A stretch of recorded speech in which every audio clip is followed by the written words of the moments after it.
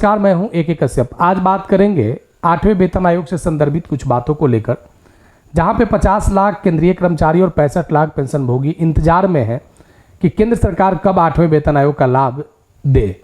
लेकिन इसके अलावा राज्य कर्मचारी जो केंद्र के तर्ज पे राज्य भी वेतन आयोग को लागू करते हैं, तो अगर केंद्र के तर्ज पे राज्य कर्मचारियों को भी अगर वेतन आयोग का फायदा अगर मिलता है, तो इसमें अगर बात करें केंद्र और राज्य को भी अगर मिला लें, तो एक बड़ी संख्या में, करोड़ों की संख्या में एम्प्लॉय है जो इंतजार में है कि 8वें वेतन आयोग का लाभ 1 जनवरी 2026 से मिलना शुरू हो जाएगा। लेकिन अब यहाँ पे विषय ये है कि 100 दिन बचे हुए हैं और 100 दिनों में क्या 1 जनवरी 2026 के 8वें वेतन आयोग से संबंधित जो वेतन वृद्धि है, क्या कर्मचारी या पेंशनर्स को मिलने लगेंगे।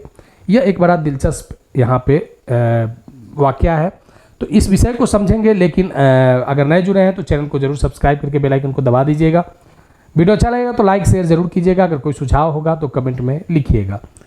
देखिए, 100 दिनों के इस बचे हुए अंतराल में कुछ अगर बातों पे चर्चा करेंगे, तो सबसे पहले यहाँ पे इस चीज़ को देखिए कि वित्त मंत्रालय के व्यय विभाग ने कुछ समय पहले यानी 13 सितंबर को एक नोटिस जारी किया है, और उस 13 सितंबर के नोटिस में 35 पदों का एक ब्यौरा जारी किया गया है। और ये 35 पद जो है वह डिप्यूटेशन की प्रक्रिया भरने की प्रक्रिया शुरू की गई है। और ये इन लोगों का जो 35 मेंबर जो आए हैं, ये 8th पे कमीशन से संबंधित जो दिशा निर्देश है इनके लिए जारी किया गया है। लेकिन अब देखिए कि 8वें वेतन आयोग में जो 35 सदस्यों की प्रतिनियुक्ति की जो बात आई है, ये आयोग को लेकर घोषणा नहीं है। ठीक है, यहाँ पे इस विषय को समझना है कि अभी तक, यानी अगर 7वें वेतन आयोग की बात करें तो 2016 में, जनवरी 2016 में लागू हुआ था, लेकिन 2014 से ही 7वें वेतन आयोग से संबंधित कमेटी जो है वह गठित कर दिया गया था। लेकिन ये ऐसा देखा जा रहा है 8वें वेतन आयोग में कि 100 दिन मात्र बचे हुए हैं। अभी तक अध्यक्षीय समिति और अध्यक्षीय समिति से संबंधित सदस्यों के नामों को लेकर किसी भी प्रकार का कोई पब्लिक डोमेन पे कौन कौन से इसके अध्यक्ष होंगे, सदस्य होंगे, कोई चर्चा नहीं है। आने वाले 100 दिन केंद्रीय कर्मचारियों के लिए या पेंशनर्स के लिए बड़ा एक महत्वपूर्ण है कि कब आपको मिल सकता है। एक अनुमान है जो अलग अलग सोशल मीडिया प्लेटफॉर्म पे भी चर्चाएं चल रही है कि दीपावली तक संभावना है कि ये गठित हो सकता है। लेकिन अब इसमें कितना सत्यता है, कब इसको केंद्र सरकार जो है सदस्य अध्यक्षीय कमेटी को लेकर, नामों को लेकर घोषणा करता है, यह बड़ा दिलचस्प वाकया हो सकता है।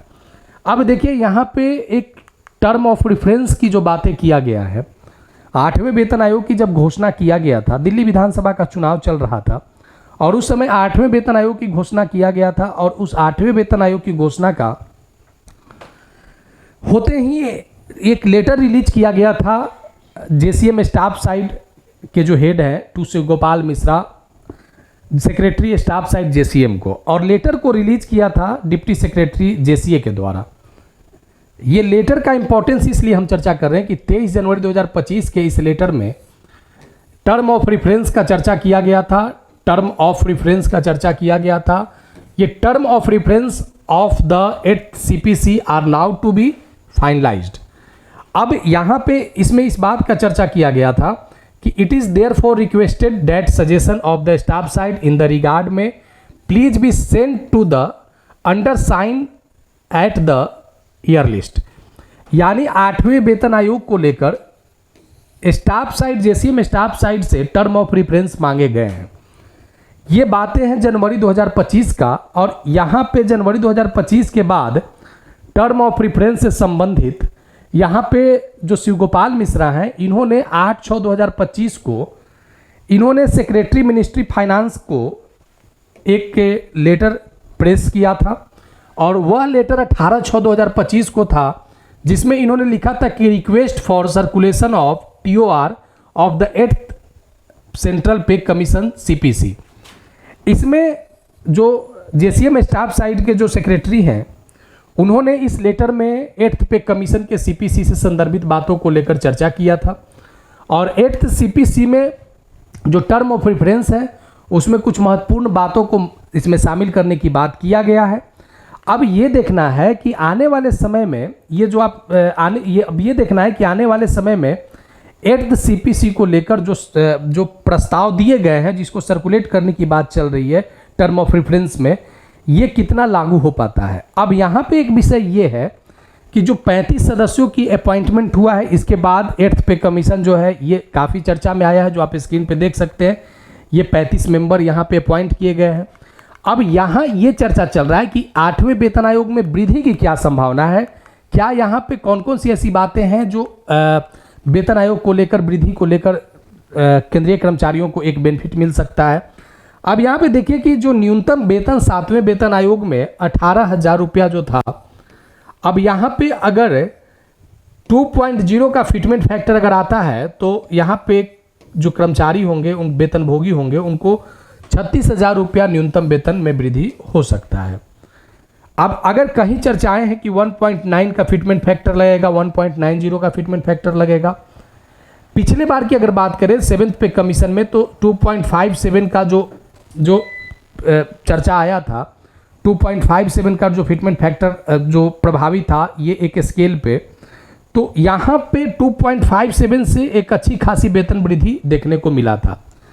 अब देखिए यहाँ पे एक और चर्चा है 8th पे कमीशन में कि मर्ज करने की बात चल रहा है कि लेवल 1 से लेकर लेवल 6 के बीच वाले जो लेवल है उसको 1 और 2 को मर्ज कर दिया जाए, 3 और 4 को मर्ज कर दिया जाए, 5 और 6 को मर्ज कर दिया जाए।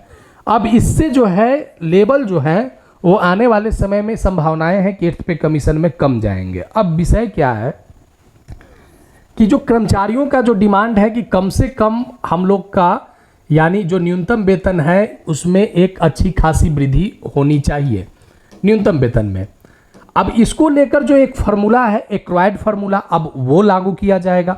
और जब तक एक्वायर्ड फार्मूला पे यूनिट नहीं बढ़ेगा, जब तक एक्वायर्ड फार्मूला संबंधित जो बेसिक पॉइंट है, जब तक उसमें किसी भी प्रकार का कोई बदलाव नहीं होगा, तब तक न्यूनतम वेतन में वृद्धि आप नहीं देख सकते। तो सबसे पहले जरूरी है कि यूनिट का बढ़ना। 8th पे कमीशन में एक्वायर्ड फार्मूला का ही सबसे महत्वपूर्ण इंपॉर्टेंस होता है। अब यहाँ पे देखिए एक चीज़ को और समझना क्या है कि यहाँ पे जो सरकार से जब क्वेश्चन पूछा गया, सदन में पूछा गया कि आप 8th पे कमीशन को लेकर क्या कर रहे हैं, तो इस पर एक नपा तुला जवाब आया कि हम स्टेक होल्डर जो हैं या राज्य सरकारें हैं उनसे संबंधित 8th पे कमीशन को लेकर बातें चर्चाएं कर रहे हैं। लेकिन अभी तक जो केंद्र सरकार का नपा तुला जो स्टेटमेंट आ रहा है ये क्लियर नहीं हो पा रहा है कि हाँ अध्यक्ष कौन होंगे, सदस्य कौन होंगे और कब तक इसे गठित कर दिया जाएगा। अब केंद्र सरकार के कर्मचारी और पेंशनर्स को तो एकदम बिल्कुल 10 साल में मिलने वाला एक तोहफा होता है।